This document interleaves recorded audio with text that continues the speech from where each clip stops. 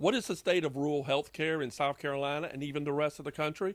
Why are there so many questions now coming out on the difficulty in having access to good health care in small rural communities? Let's dive into this with somebody who's on the front lines and knows. This is Perspective.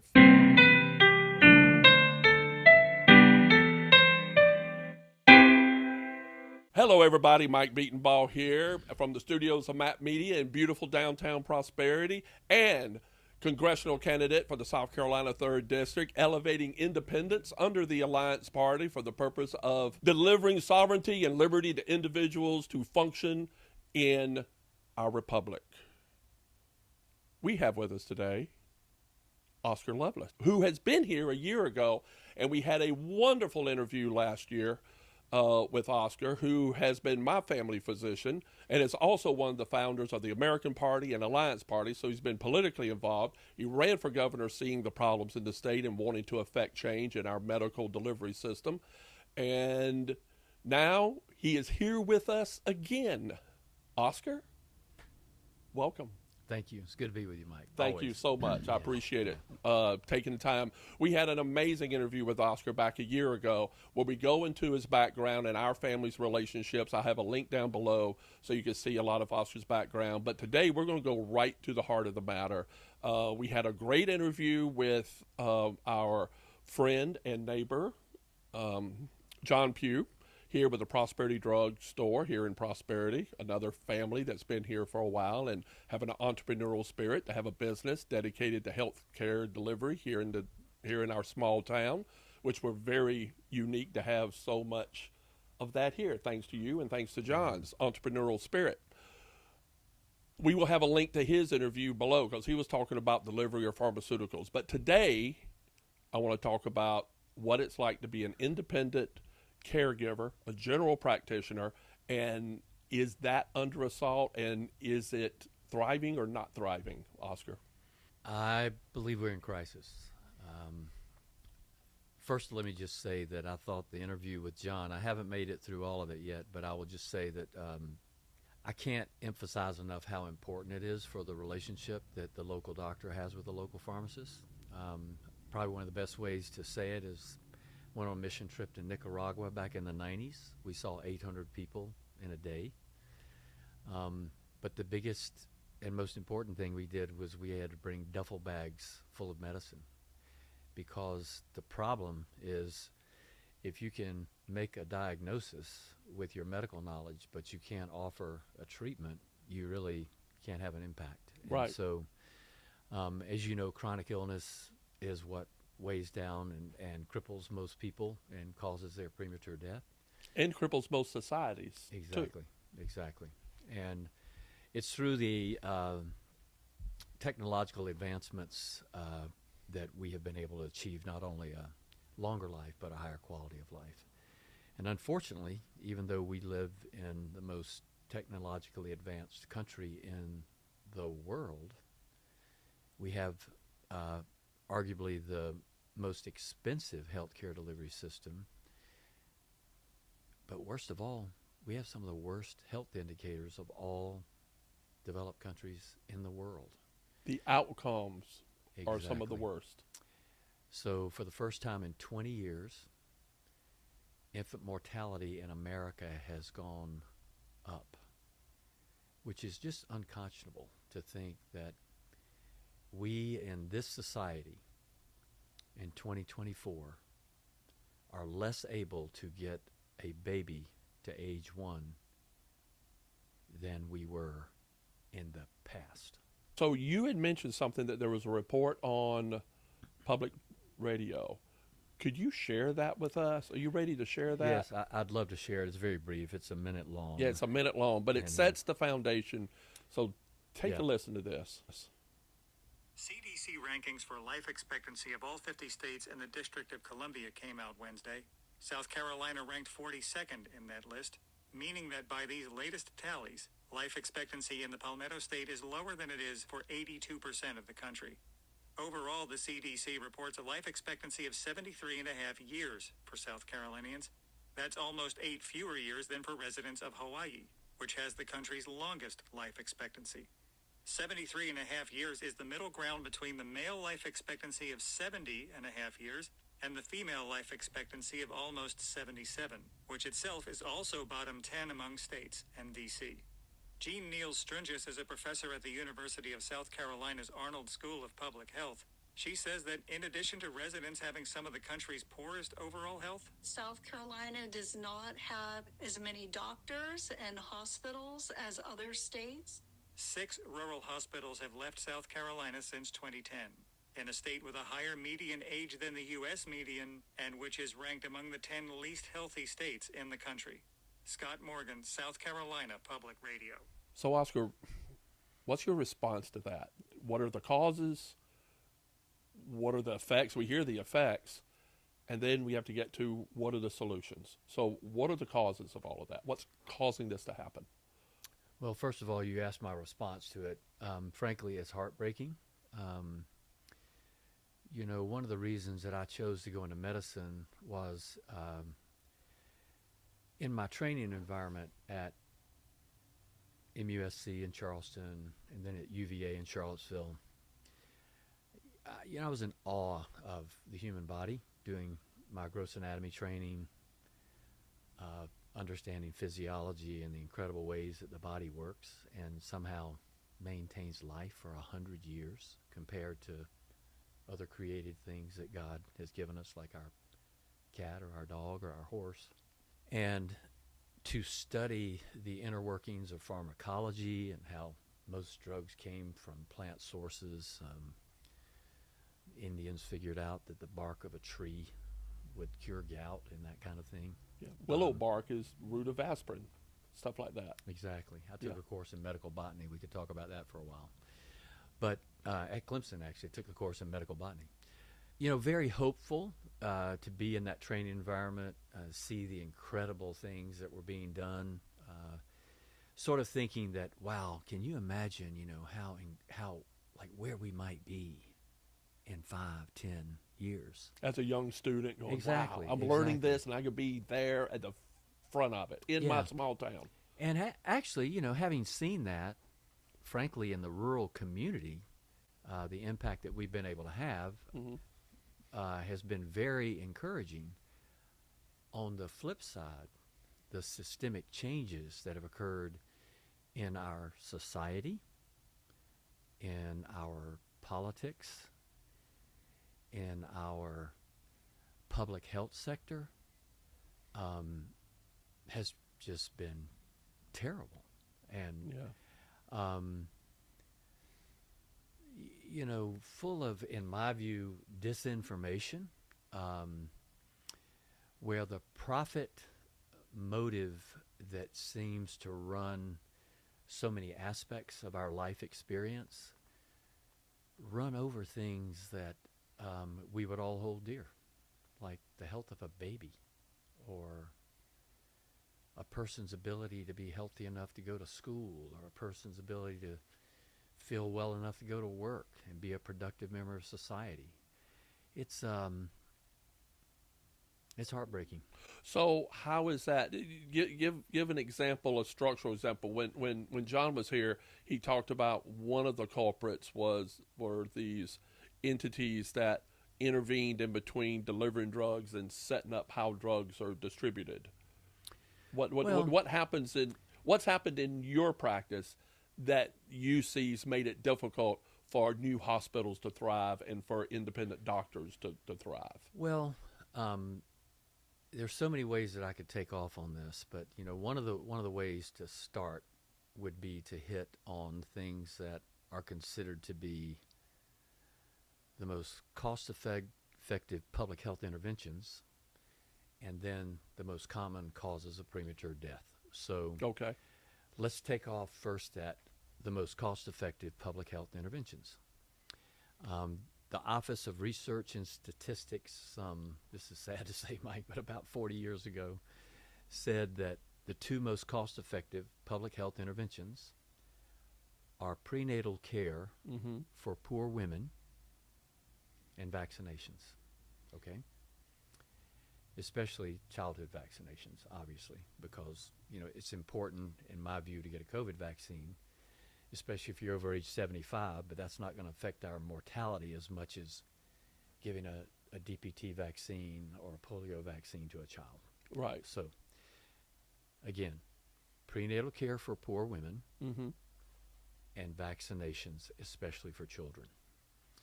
So if we take prenatal care for poor women, you just heard in the report that South Carolina, with its 46 counties, has lost 6 rural hospitals in the last 14 years.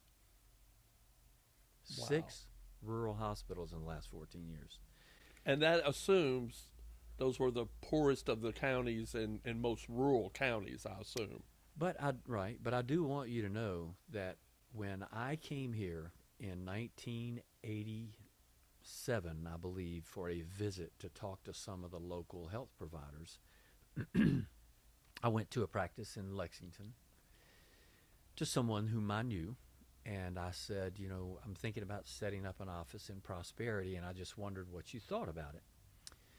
And he said, well, you know, you're telling me you want to do hospital medicine. I think you really better be very careful about getting attached to Newberry Hospital because that hospital is probably going to go under. It certainly caused me a lot of pause. I mean, I was thinking about making a tremendous investment. One of the big reasons I want to come here is I want to do cradle-to-grave medicine, deliver babies, take care of people in the hospital, take care of people in the nursing home. And, you know, for him to say that to me, it really did make me feel a little insecure about knowing what I was going to be investing in Newberry County's healthcare delivery system if I wasn't going to be able to do those things. So when you hear that 6 rural hospitals have closed, what you're going to have to understand from that is that aren't going to be any babies born in that county. Okay? Mm-hmm. There's not going to be any acute care for a person suffering a heart attack, even if they're 40, 35? Many of your listeners I know have had friends that have died before 50 of a heart attack. Yeah. Heart disease is a number one, you know, killer in America. A lot of different things cause it. But anyway, if you don't have a hospital and you don't have access to care within 30 minutes for many, many life-threatening medical conditions like a heart attack, a stroke, rupture of membranes if you are not at term. Pregnancy. Yeah. Correct. Right. I'm sorry. Thank you. Bleeding during pregnancy that would be from something serious like a placental abruption. Like in that case, you're not only talking about a very high risk of death for the infant, you're talking about a significant risk of death for the mother. Yeah. Who might be the mother of 3 other children. So when rural hospitals close, it has a dramatic impact on the quality and the quantity of life. So 2 things I want to dive into. Yeah. One, how much is that affected in our region, what hospitals close and where that type of care isn't? But the other thing I want you to dive into, what was it that led that doctor to say that? Because that sounds like he's reflecting a structural system. He is communicating that there's a problem without saying it's a big problem. It's just saying it's a reality, which is even more concerning. Yeah. But go into that, please. Well, one point I want to make before I get to answer your question is, because it ties into the answer to your question, it's not only the closure of rural hospitals, it is the limitation of their service delivery. So as a specific example, in Newberry County, we're contiguous with Fairfield County, who is a county whose hospital closed. We are contiguous with Union County, who no longer has anyone who, they no longer deliver babies. They have a hospital there, but they no longer deliver babies. We are contiguous with Lawrence County, which has a hospital that really is very impressive if you look at it. Yeah. But they no longer deliver babies at Lawrence County. Lawrence has a good population base too. They have a college that's been around for a long time. It's in many ways it's a very affluent county. Yeah. They got a good industrial base. Yeah. They have a pharmacy school. I don't know if you knew that. No, I didn't know. Presbyterian has a pharmacy Oh, school. I didn't know that. Presbyterian College, BC. Have a pharmacy school, but no labor and delivery unit at the hospital. Wow. Saluda County has no hospital. So it turns out that the only county that we are contiguous with in this region that has a hospital that delivers babies, other than us, that, you know, is Lexington County Hospital, which has the busiest emergency room, wonder why, Yeah. in the state of South Carolina. So having said that, In the whole state of South Carolina. in my understanding is Yeah. Lexington County Hospital's ER is the busiest emergency room in the state, Wow. even compared to academic centers. Wow. So some of that could be because all these places contiguous to them don't even have hospitals. So, Yeah. so the point I was making, though, is it's not just the closure of hospitals, it's the loss of access to, in my opinion, critical, basic human need, even though they've got a bright, shiny, beautiful hospital. In my opinion, and it's unconscionable that now being pregnant in South Carolina is a high-risk condition. If you're in a situation where you live in a county that doesn't have a hospital, and it's going to be 45 minutes for you to get to the hospital, if you suffer a placental abruption, or if you rupture your membranes and the cord falls in front of the baby's head, and you don't have access to urgent, emergent maternal care, it could mean death of the baby. We're back in the 19th century. Exactly. The fact that that's happened while I have been in practice for, since 1988, which is crazy. I know. That's a long time. It just doesn't sound right. But Life's anyway, flying. yeah, it does. Time is flying. I never envisioned that. You know, when I was in medical school, I was thinking things are just going to be getting better. We'll have better health care everywhere. History's a ladder. We're climbing up it. Right, exactly. Yep.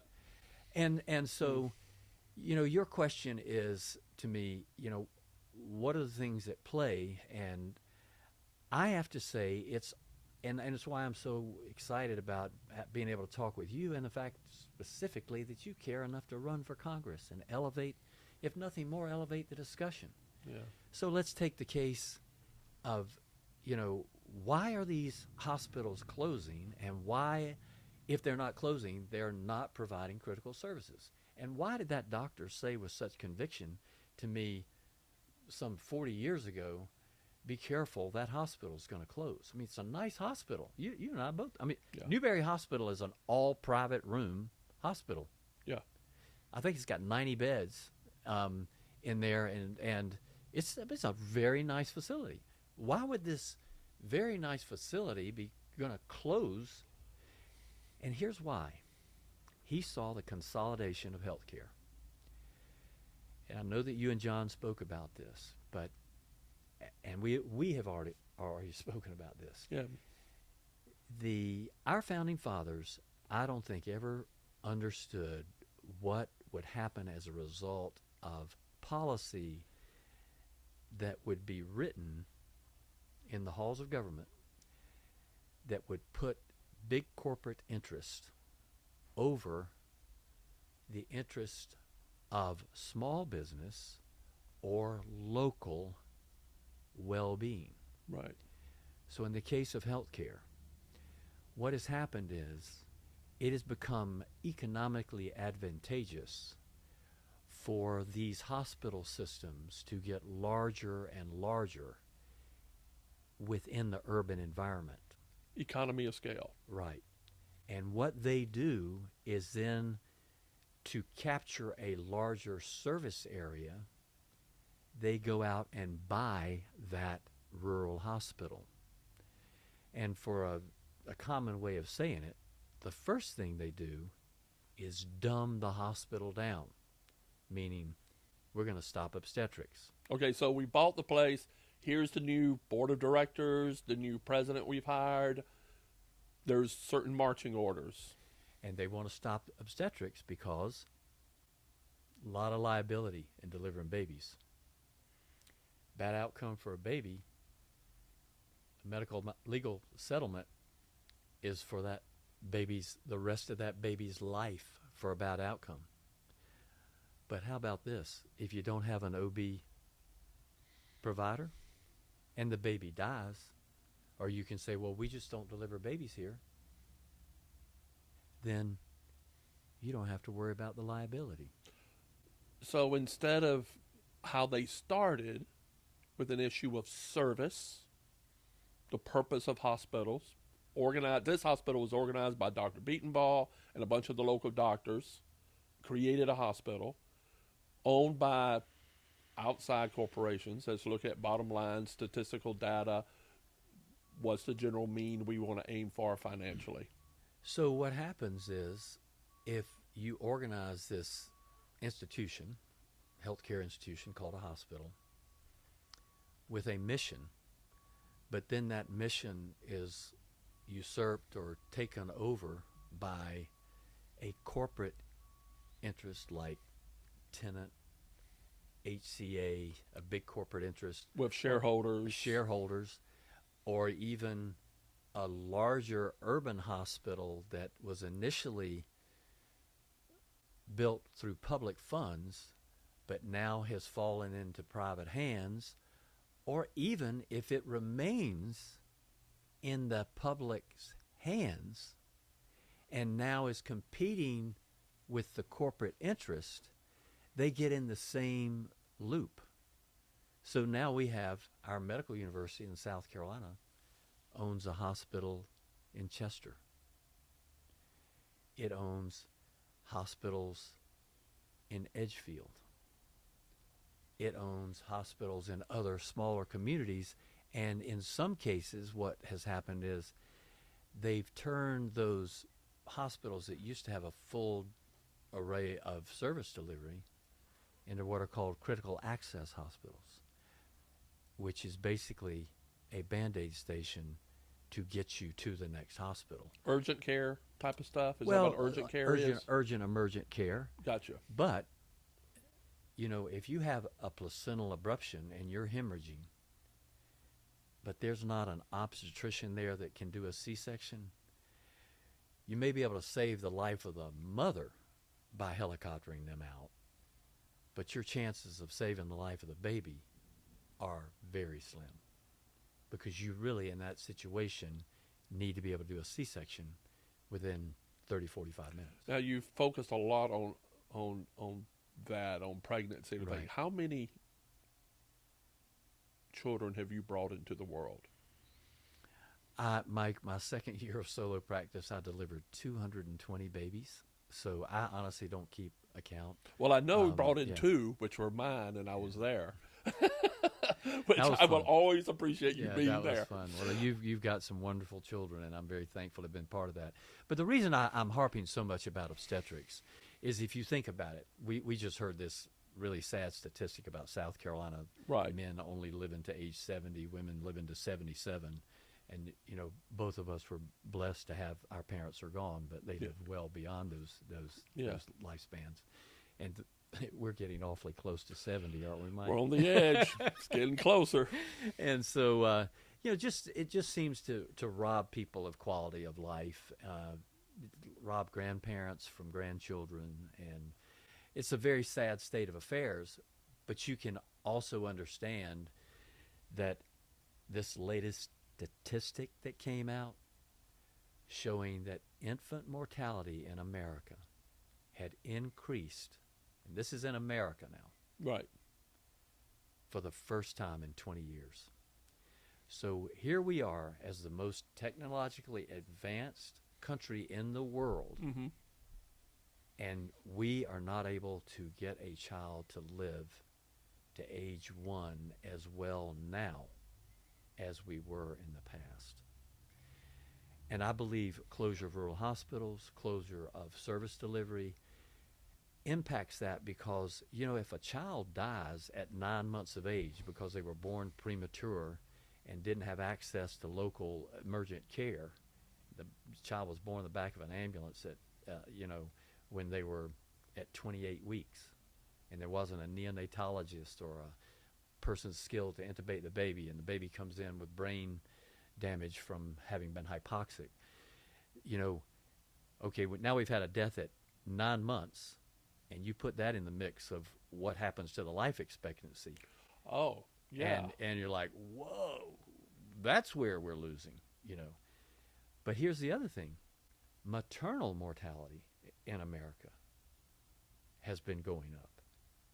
So it's not only that we can't get a baby to a year, we can't get a 20 to 30-year-old woman safely delivered.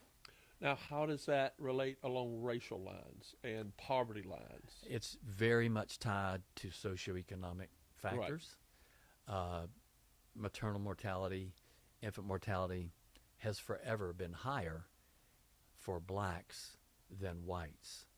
But I will tell you, of all the things that I've been part of seeing in our community in the nearly 40 years of being in practice, as you are aware, and I don't know if we touched on this last time, but when our county's only OBGYN died and our practice became the sole provider of obstetrical care, we went and got C-section training in order to provide operative, emergent, and elective, if needed, C-sections for women who couldn't deliver or needed to have a repeat because they had a repeat or having a breech baby or whatever. For whatever reason, we were trained to be able to do C-sections. And during a 5-year period, we were able to lower black infant mortality below white infant mortality by occurrence criteria, okay? Now, what does that mean? We were able, because most of the babies that we were delivering in our county, most of the babies that we were delivering at Newberry County Hospital, our sole county hospital, they had a better chance of living to age 1 than if the mother was white and was going out of the county. So in other words, DHEC tracks all this. They say, where does the mother live? Where is she geographically located? And where did the mother deliver? So the criteria are either occurrence criteria, where was the baby born, and residence criteria. And I can show you the graphs. I can pull them up on my phone. We were able to lower minority infant mortality over a 5-year period by 66%. I would theorize that was rooted in a certain prejudice among the white community of rather going to Lexington than here, and the black community more tied here and felt like they could only go here. Well, they often didn't have transportation. They couldn't have transportation. But just show the level of skill and attention that was happening here made a difference. Well, and the big corporate television campaigns, the Lexington Hospital showing the pictures of their babies that were born this month, and all the advertising, the direct mail marketing of their obstetrical services, whatever. White people who had means were leaving the county not knowing that they were going to a hospital with a dramatically higher chance of having an operative delivery, C-section rates being much higher, and also not being tied to a local provider in the event of something catastrophic happening. Wow. So a lot of things that you really don't understand until you delve into public health data, and that data, those graphs were constructed by a public health official by the name of Pete Bailey, and it shows the infant mortality in South Carolina, the infant mortality in Newberry County, the infant mortality in blacks, the infant mortality of whites, and it's impressive. Those graphs were developed when our practice had been asked to start a rural residency training program, and Governor Beasley was coming to our office, and I asked Pete Bailey if he would pull some of that data, and I was blown away. Then that's on the sort of the microcosm level at the local community. And as you mentioned, I ran for governor. One of the big reasons I ran for governor is one of the number one preventable causes of death is vying now with our obesity epidemic, and certainly was overshadowed by COVID during the pandemic. But tobacco use, cigarette smoking, has long been America's number one preventable cause of disease and death. It kills 400,000 people a year. It causes lung cancer, heart attack, stroke, all these other illnesses. And South Carolina's cigarette tax was one of the lowest in the nation and sat there for 30 years at 7 cents a pack. The national average was about $1 when I started working on that public health policy matter. And what we were asking the state to do, and I was president of the South Carolina Tobacco Collaborative, which sounds like I was representing big tobacco, but I was really representing the Heart Association, Lung Association, Cancer Society, their combined interest in trying to mitigate the toll of tobacco. And we were asking the state to raise the cigarette tax to the national average so that we could take that money, put it into the federal Medicaid match, where we would get a 3-to-1 return on that money. Because in South Carolina, our federal match is about 70-30. For every 30 cents that the state puts up, the federal government will say we'll match it at 70%. Our match rate is determined by our poverty level in South Carolina. Mississippi has an even higher match rate because they have a higher poverty level. Right. New York has one of the lowest.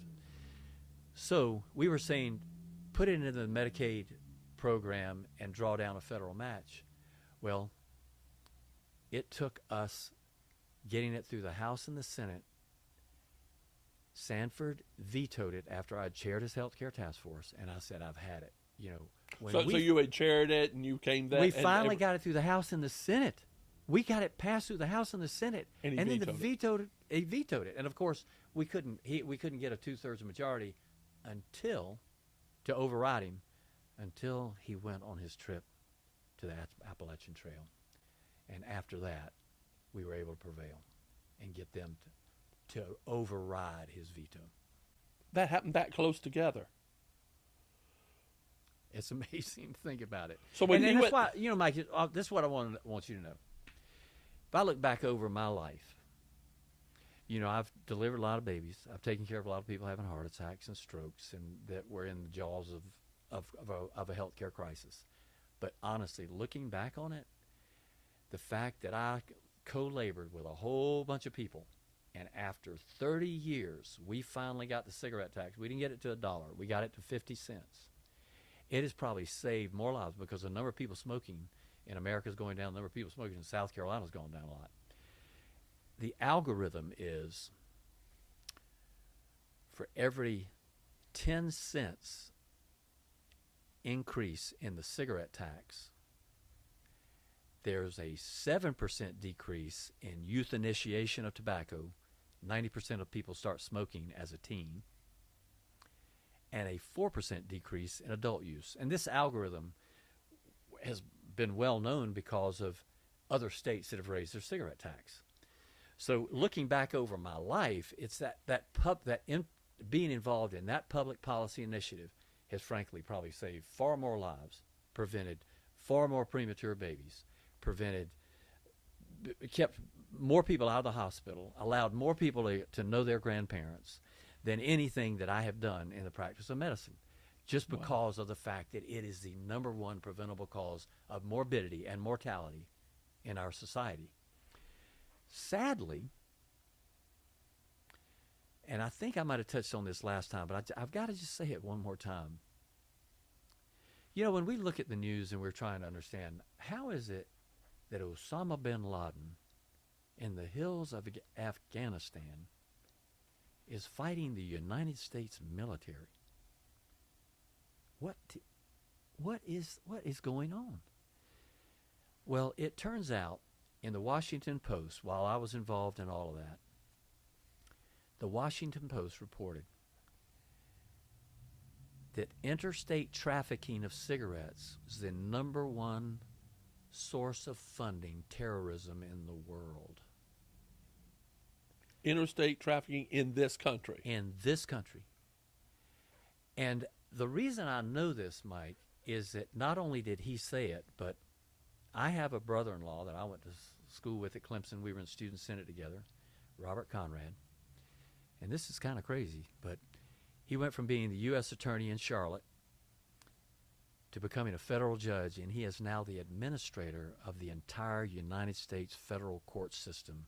Chief Justice Roberts appointed him that within the last year. Oh, wow. Yeah, my brother-in-law. Oh, my gosh. But when he was U.S. Attorney in Charlotte, he prosecuted the Hezbollah militia. And I'm saying Charlotte now. This is in North Carolina. He prosecuted the Hezbollah militia. It's kind of a tongue twister.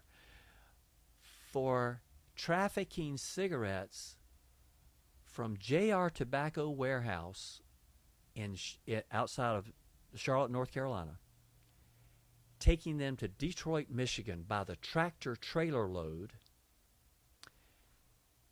They were making over $2 million per tractor-trailer load just in the tax differential. Were they stealing them from RJ Reynolds, or they were buying them? They were buying them directly as a wholesaler. The cigarette tax in North Carolina was so low, and Michigan had one of the highest cigarette taxes, so they were just buying them and then selling them in Michigan at the price they bought them for. Now let me just Wow. Let me just say that $2 million per tractor trailer load, reported in the Washington Post by the Director of Alcohol, Tobacco, and Firearms. Interstate trafficking of cigarettes in the United States, the #1 source of funding terrorism in the world. Have you ever heard of a politician say, "We got to do something about this"? No. That the cigarette tax Is that still happening now, or is that? What I can tell you is there's still a major difference between our cigarette tax is still way below 50%? Yeah, or 50 cents? It's 50 cents. And so other states, what they've done is they've raised their cigarette tax. They're using that money to draw down the Medicaid dollars, and they're expanding Medicaid so that more people who are poor and underserved and often rural are having children that have health care and immunizations. Therefore, they're healthy and they can go to school, and their moms and dads have access to health care and they're healthy and they can go to work and maybe even get off Medicaid. Right. All right. So, last thing I want to say about that, and this ties into where you need to be aware of this as a congressional candidate. Okay. The person who was in charge of that case against the tobacco industry at the federal court level when my brother-in-law was a U.S. attorney, guess what his next job was after that? Do tell. He was hired by the tobacco industry as a brand integrity officer.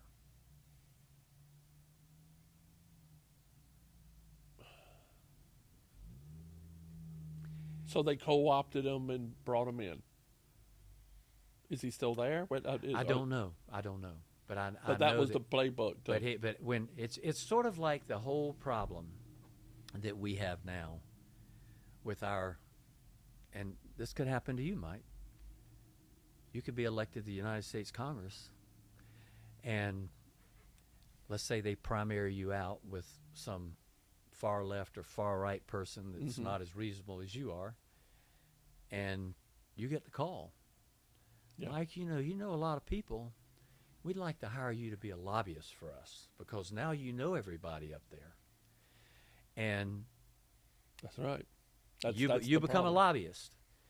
So it's one of the things that's feeding this whole problem that we have. That is why one of my thesis numbers had to deal specifically with a sunset clause to where whatever time you're in the House or an official government cabinet position or elected position, the time you're there, you cannot be part of a 501c4 lobbying for that exact period of time. I mean, those sort of things we have to do. It's necessary legislation because it is a revolving door, right? And I'll put a link in there on a video I did with talking about our current Secretary of State and Secretary of Defense were on the board and holders of shares of one of the biggest trust firms that fund military equipment that is now being shipped to Ukraine. So that is always there. You've heard the term the military-industrial complex. There's a medical-industrial complex. Exactly. And that is what is happening now, and it's usurping the economic well-being of communities, the health of families, and now has handed us a situation where South Carolina, I'm sure you're aware of this, we are the number one in-migration state in the union right now. More people are moving to South Carolina than any other state in the nation. Yeah. But it's in the bottom 10 for health care. So one of my theses is talking about the decorporatization of our medical delivery system. Not meaning corporations are bad per se. Every entity has a business corporation, but right. I'm talking about global outside corporate interests that dilute the original mission of these things, where the emphasis is shareholder. So, for example, the demonopolization of our state Medicaid program, a over $5 billion program that cares for, it's the insurance for about half of all children in South Carolina are on Medicaid. Half of all children. Half of all children and pays are on Medicaid. Are on Medicaid, and pays for the delivery of 60% of all babies. So 60% of pregnancies in South Carolina are funded by Medicaid. Okay, I know that sounds stark, but here's what I want. But here's what I want you to understand. You know the old 80-20 thing? That mother and baby part of Medicaid, half of all children and 60% of all pregnancies, is about 20% of the entire $5 billion Medicaid budget. The 80% or the 70+% of the Medicaid budget is spent on the aged, disabled, and blind, and you and I both know there are not that many blind people. The aged, it's in the nursing home, where the bill is $5,000 a month, and that is where the mass of Medicaid dollars are spent, taking care of people in nursing homes. Because most families do not have long-term care insurance, and Medicare does not pay for the remainder of your life to live in a nursing home. It only pays for the first 100 days in a nursing home for you to be, quote, rehabilitated. But if you have end-stage dementia, end-stage COPD, that $5,000 a month tab is paid for by Medicaid when you exhaust your Medicare funding. Or your actual life savings. Or your life savings, you sell your home, sell everything. Deplete all your assets, exactly. All your children's assets. And as you know, many people, even very wealthy people, what they do is they take those assets before mother or father gets in that situation, give it to the children, and after a certain period of time, the federal government can't go back and claw back and say, we're taking that home. Right. And so there's another place where there's a socioeconomic disadvantage because people with lower educational levels are less apt to do that, so they may lose their home that they worked all their life for. So what's the solution, Oscar? Solution is to get Mike Bedenbaugh elected to Congress. Well, I'm excited about the challenge of this, but my theory is figure out of how to demonopolize the delivery systems to where one corporation can own so much in one market. Yeah. And to break that up, Yeah. is that a way to do it? Well, let me just say first of all that I wasn't being silly when I said that. You know, face it, if you were not running for Congress, would we be having this conversation? Well, not like this and sharing it with all my avid listeners. No, we wouldn't. So, Mike, I just told you that if I look back on my life, at least from where I sit today, and all those years I've slaved away at medicine, actually my extracurricular involvement in the political aspects of tobacco policy probably have had a greater public health impact than anything that I've done. And do you know when that cigarette tax increased from hadn't increased in 30 years? Do you know when it increased from 7 cents to 50 cents? When? The year after I ran for governor. So in other words, I was part of elevating that discourse, not only in my activities as president of the South Carolina Tobacco Collaborative, representing heart, lung, and cancer, but also on the stump, talking about these issues at the community level that I think had an impact. Which I'll be doing over the next 2 months. Exactly. Yeah. That got the discourse and the idea in people's head, you got to be kidding me. One of the things I love to do, frankly, was, because I ran as a Republican, you know, I've given up on our two-party system, but I'd love to go to these Republican gatherings, and I'd say, you know, Medicaid is a $5 billion program in South Carolina. And, you know, in the Republican circles, you know, say, and Medicaid is the insurance for half of all children in South Carolina and pays for 60% of the deliveries of all babies born in South Carolina. I'd say, you know, you just kind freeloaders. See the wheel spinning the head. You know, it ain't right. And I had to work, you know. I said, but you know, the interesting thing about that is the Medicaid mother and baby part of that $5 billion is about 20% of the entire Medicaid budget. The other is really for the aged, disabled, and blind, and not that many blind people in South Carolina, and it's actually paying for probably many of your loved ones' long-term care in a nursing home. And yeah, many of those people look like the population of South Carolina, the demographic of South Carolina, because most South Carolina families cannot handle that kind of expense. Cost. No, they can't. So, but the issue is, you're kind of a unicorn in the world of doctor care. I mean, how many doctors, physicians have practices like yours where you have a pretty close to vertical operation from birth to grave? How many are those left? Are they reducing? What's happening with that? And are you a unicorn out there? We are. And it used to be the common thing. Right. What is weighing down on that is this same issue. Big hospitals training students in urban environments.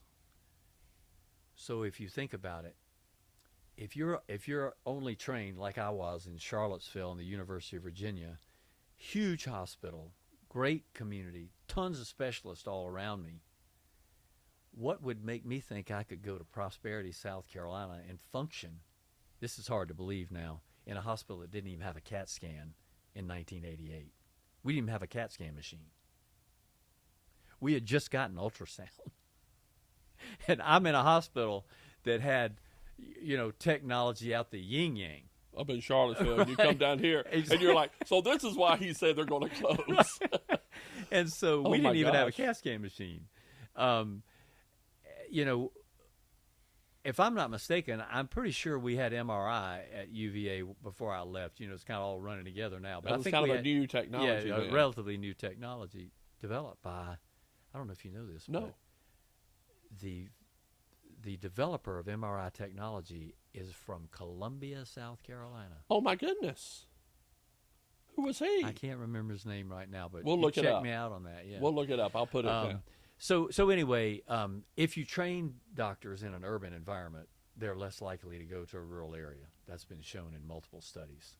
And as I mentioned to you, this is kind of an interesting segue into that.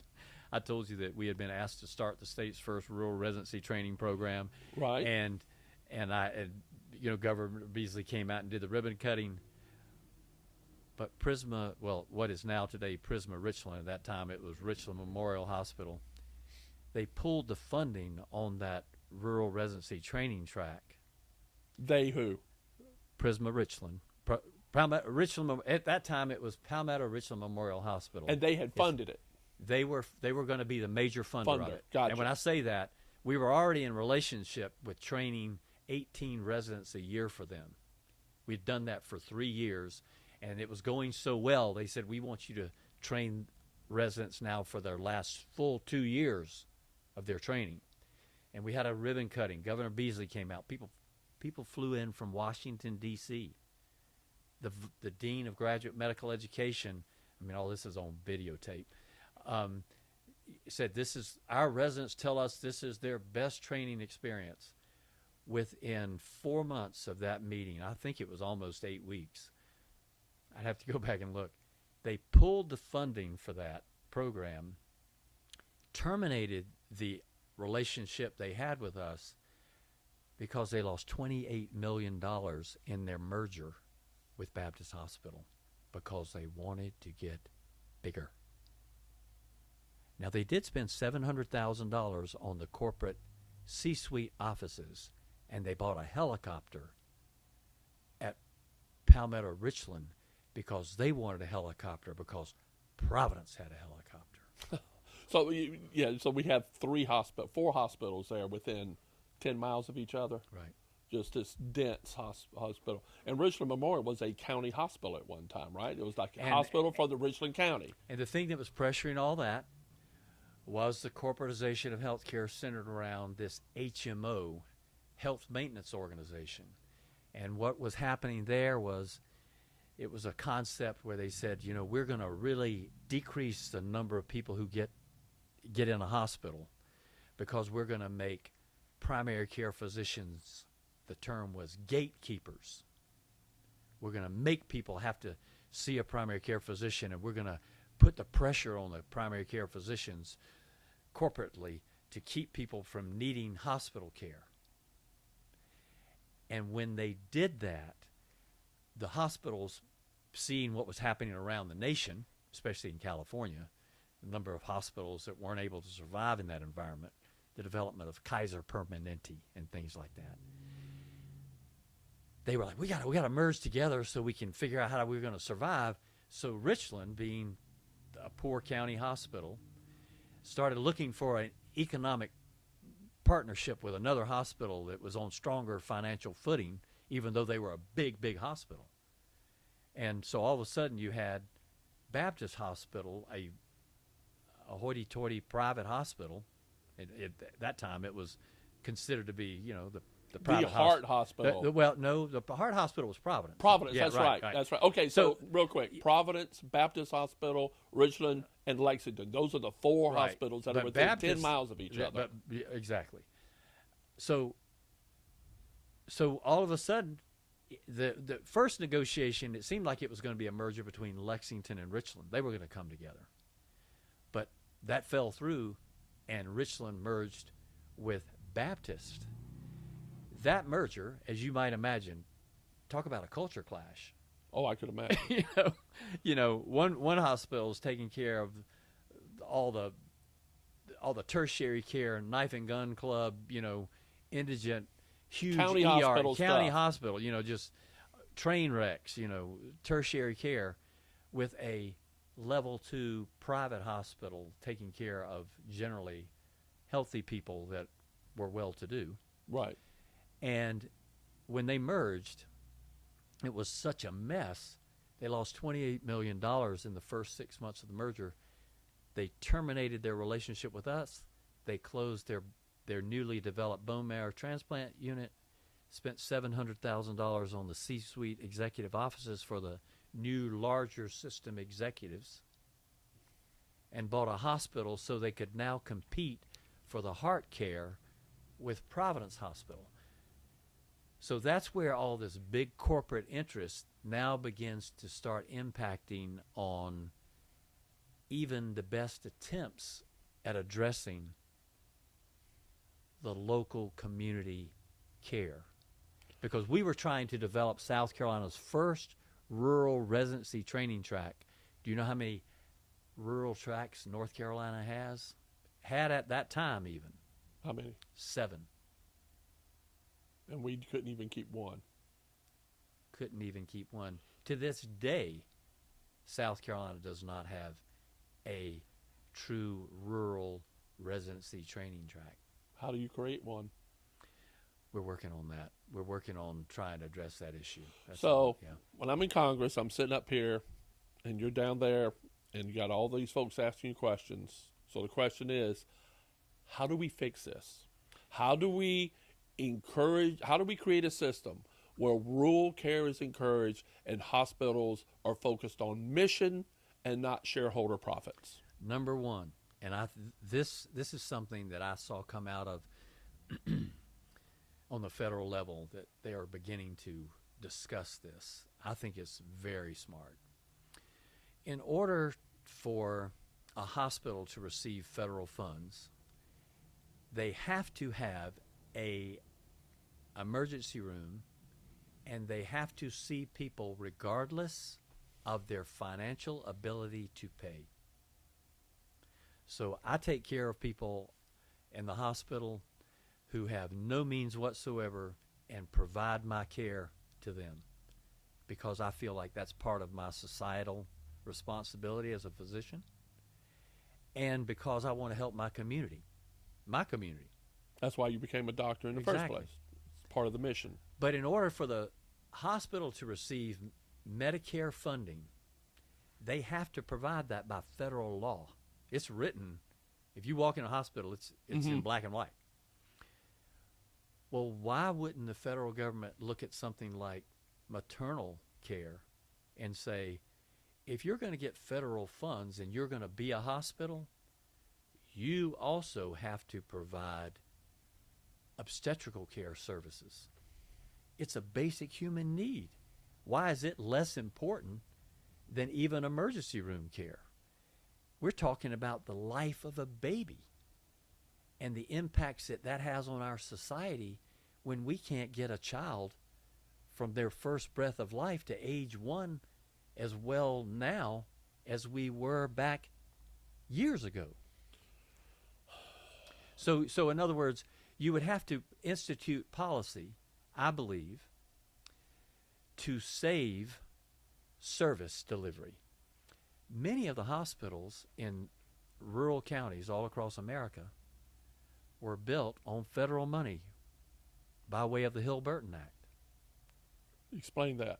What's the Hill-Burton Act? The Hill-Burton Act was federal policy that basically provided federal funds to rural counties all across America to build hospitals in their county. But we have made that investment, and now we're letting them shutter. If you go over to Fairfield County, you'll see a really nice building and a big sign out front that says hospital closed. We see, this is why one of my other theses is we have to address the issue of where these social services come from. And if we insist on pumping the majority of our money to a federal system that then has to get it back from them versus inverting that to where most of our money goes into a state system that can do it, I can't help but think that would be better, because the inefficiency of the politics of how those things got funded without the follow-through. I mean, it's almost like wartime in VA. You know, it's easy to send soldiers off to war, but they never get taken care of in the hospital necessarily, and Yeah. you know, So- the follow up. So There are two things that you need to know about, and I want you to go back and find out where this part of this discussion is when you get in office, and go back and play this back, okay? This part. okay, The way that this has really happened, as you know, when you're trying to figure out something, you follow the money, right? right, Okay. So the federal government writes a check to every hospital in America where Medicare and Medicaid services are provided annually. They in write that a check. match, It's called no. not the Medicare Not match. wait, just hold on with me. Okay, sorry. It is called disproportionate share funding. Okay? And what it has to do with is a calculation that each hospital can make based on the amount of care that they are providing for federally funded citizens on Medicare and Medicaid and the uninsured, okay? So as you might imagine, that cost report for a hospital like Richland would be very high, now Prisma Richland, because they take care of all the train wrecks and all the acute, problems that other referring hospitals can't handle, and many of them are unfunded. But let's just say these figures are real. Richland Memorial Hospital gets a check from the federal government for $32 million. Okay? A year? Yeah. Yes, our hospital gets $2 million. Do you guess who gets that check? Not the doctors in the hospital, I take it. That check goes on the administrator's desk. And then the administrator gets to present to the board where they believe, the board of the hospital, where they believe that money should be spent. Within the hospital. Within the hospital. Now, if you get a check for $32 million, do you think that you look pretty important in the hierarchy of decision makers? So that has led to the escalation of hospital CEO salaries. I mean, after all, if I brought in $32 million. I'm going to tell you all how we should spend $32 million. Should my salary really be $80,000? I mean, I'm handling $32 million. Right. And on the open marketplace, those people get money. Yeah. And you want to have somebody else here, it's going to cost you. I mean, exactly. So So I we now have- administer $32 million. Oh, Yeah. my gosh. So the CEO of Charlotte, like Charlotte Systems, their annual salary is $5 million. $5 million. Last time I looked at it, a CEO of one of the big hospitals in Charlotte, on the level of like a Richland, it's $5 million a year. Okay? So what has happened, though, is that kind of huge amount of federal dollars coming in to these big tertiary care centers, how much do you think it costs to just buy up Newberry Hospital? To come in and go, I know that you guys are struggling. I'm sorry you're having such a hard time, and I know I'm sorry that Mack Truck left Fairfield, but you guys are hurting up there, so we just felt like we ought to just buy your hospital, which I think happened for a very brief period of time. Then they said, now we're just going to mothball this place, and now they have like urgent care kind of Prisma. If you go over to Fairfield and Winsboro, they have a Prisma building. It's basically a Band-Aid station to get you down to Columbia. Right. And they have no obstetrical delivery services going on there. There's some prenatal care going on, but there's nobody that's available and able to do a crash C-section in the event of need. So this money coming in, and I'll get the exact thing so I can put it in the link. It's I want to put DISH, D-I-S-H, disproportionate income share for hospitals. And so that number is determined by a report the hospital sends up and says, To say this is how much it's been costing us to take care of all these people, but it's not based on just indigent care. It's It's that you're having to care for poor on Medicaid. Your Medicaid volume plays into it, and I even believe your Medicare volume. But you can delve into it more when you get elected, okay? But I'm just letting you know. But the thing that's wild is that's what Medicare and Medicaid are supposed to do to fund, so it can fund hospital services. Why does there have to be another $32 million on because top? of the LOBBY. Lobby. Now, here's the other one that I just learned about this weekend that I had no knowledge of whatsoever. Hospitals also get HAWK money. H-A? HAWK. And I'm giving you that fresh off the press so that you can look at those two terms on the internet. Dish and Hawk. And Hawk. Okay. Millions of dollars that are now being used to buy, in my opinion, robots for sexy surgical procedures to compete against this corporate environment. You had mentioned this in the last interview about the hernia operation. Right. Helicopters, when we already have one helicopter system, why can't we work together, you know? And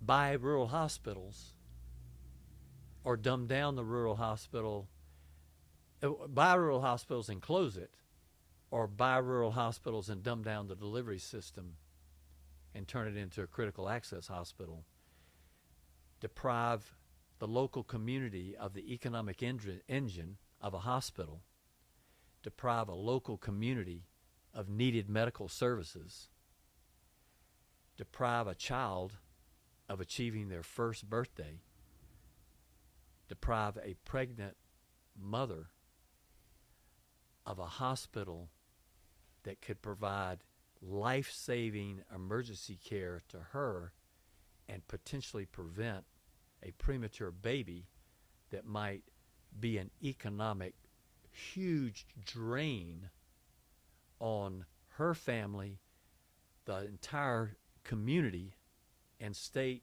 and nation that we live in, that could have been prevented.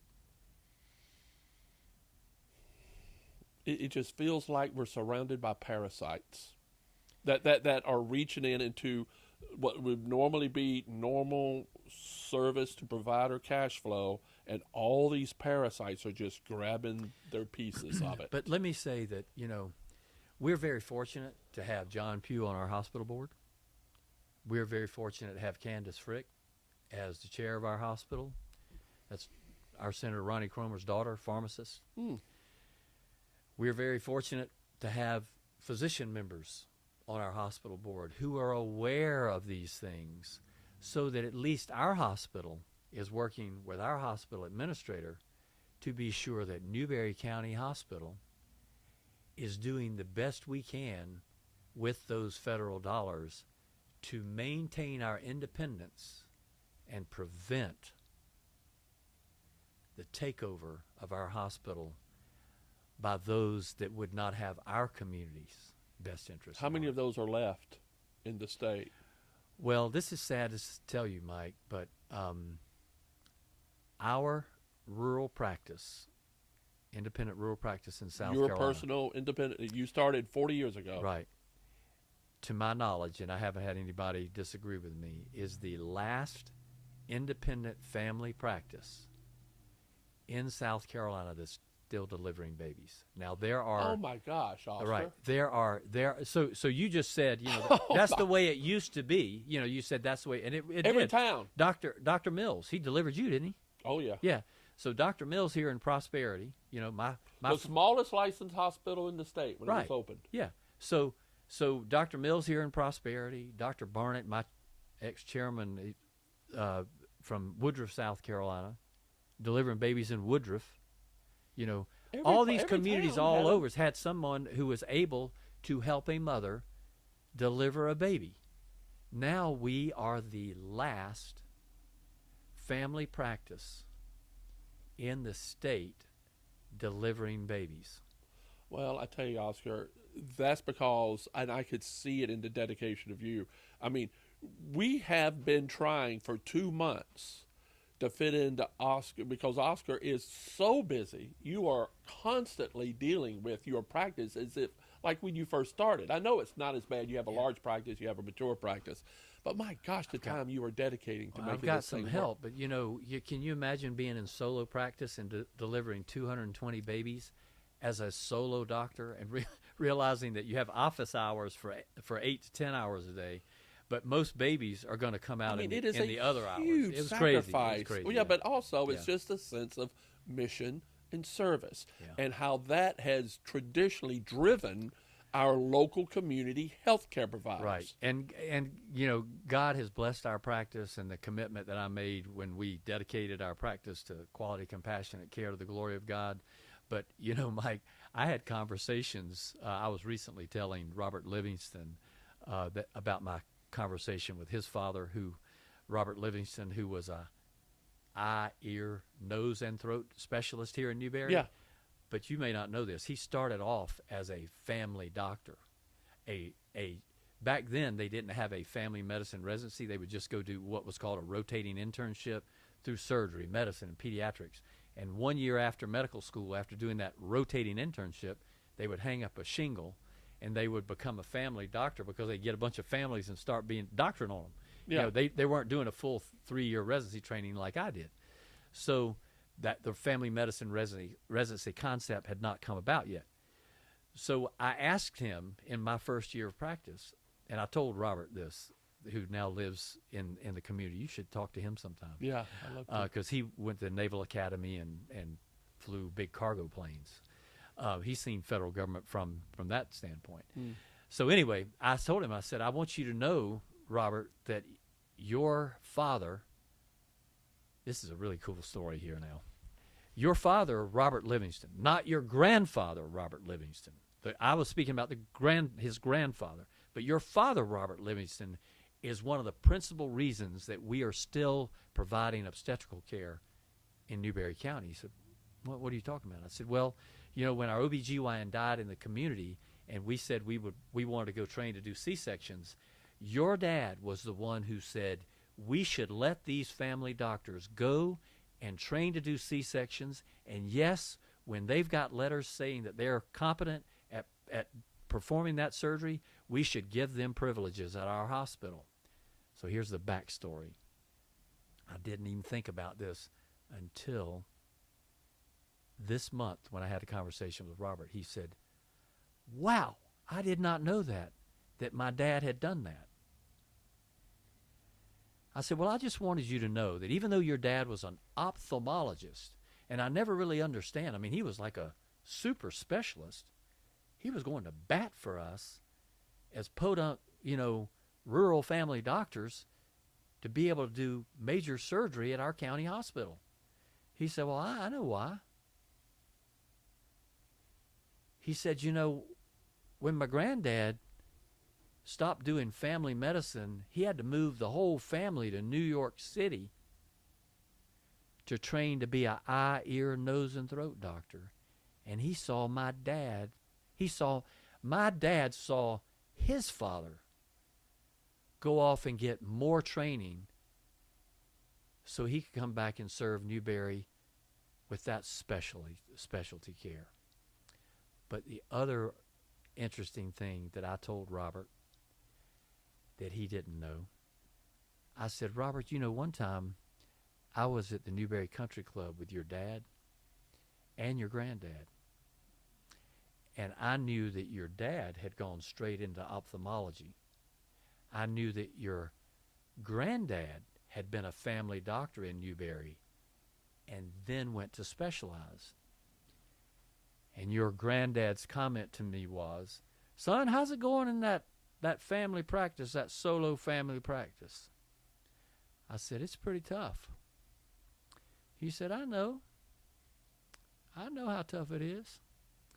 I said, is it true that you practiced solo family practice before you went back to be a eye, ear, nose, and throat doctor? Now they split the eye between the ear, nose, and throat.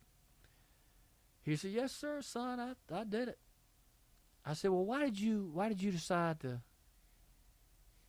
stop and specialize? Well, I tell you, the logging trucks on the other side of the road started looking real inviting to me.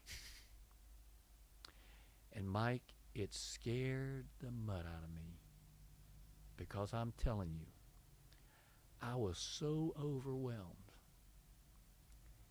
I literally had thought in that previous month, if I just jerk this truck wheel and I run into those trees, everybody would just think I fell asleep. Oh my gosh. Sad but true. Wow, Oscar. It was overwhelming. How'd you get through it? Grace of God. Yeah. Yeah. And the focus on the mission. Yeah. And kids. And a kids. wife, But that would support my me. gosh. But it was rough.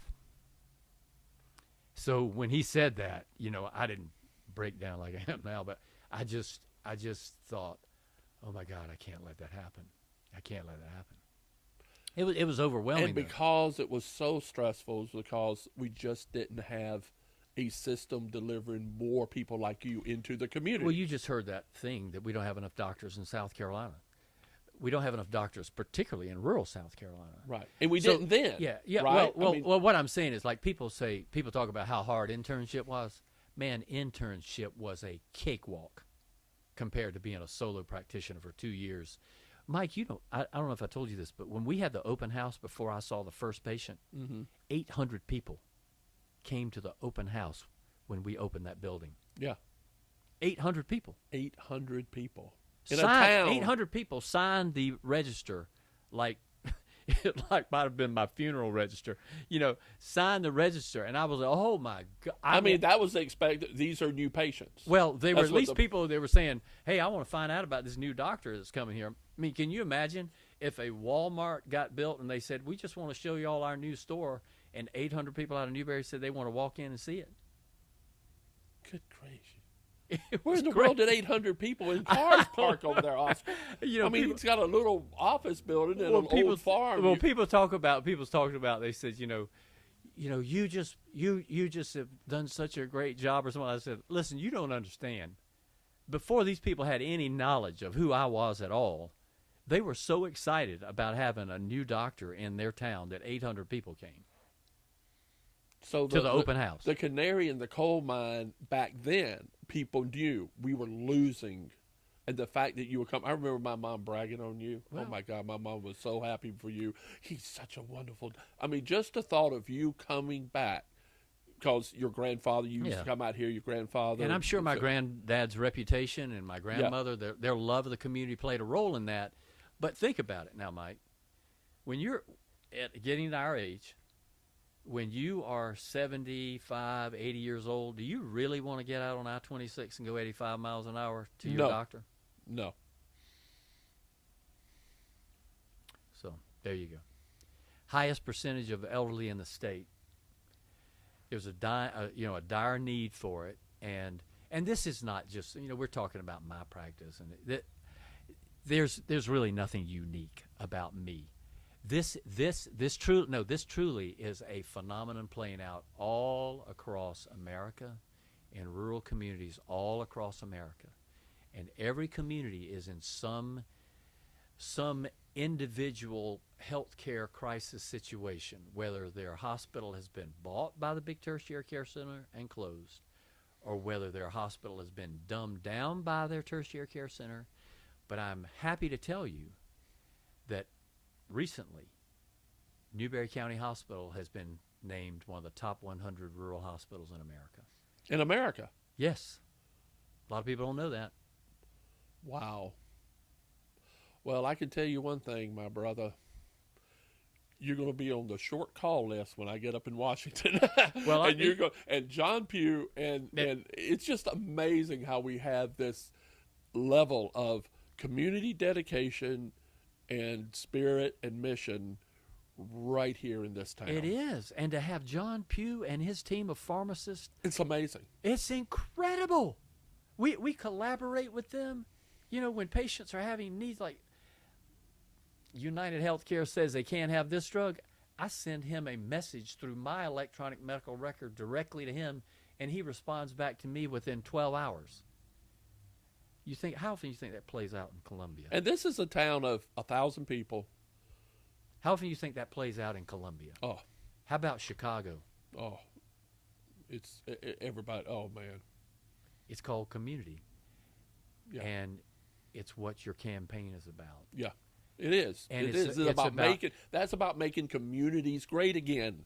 If we did that, America would take care of itself. And John Pugh and I want to make this community the best one in the world. Well, you've been doing that, my friend, Oscar. And Thank you. with your help, I mean, that's why I'm so thankful that you're willing to sacrifice your time, your financial resources to run. And if I had a newer truck, and if you can give it to me, I saw you had a sticker on your truck. I'll put a sticker on my truck. My truck's in bad shape, Oh, that's and I don't want to be a poor reflection on you. It's ought to pretty see bad. my truck looks like David no, Bedenbaugh's truck. your truck. No, your truck is better than your dad's truck. My truck is not as bad as your truck, but it's getting close. Thank you, buddy. Give a comment. Let us know what you think.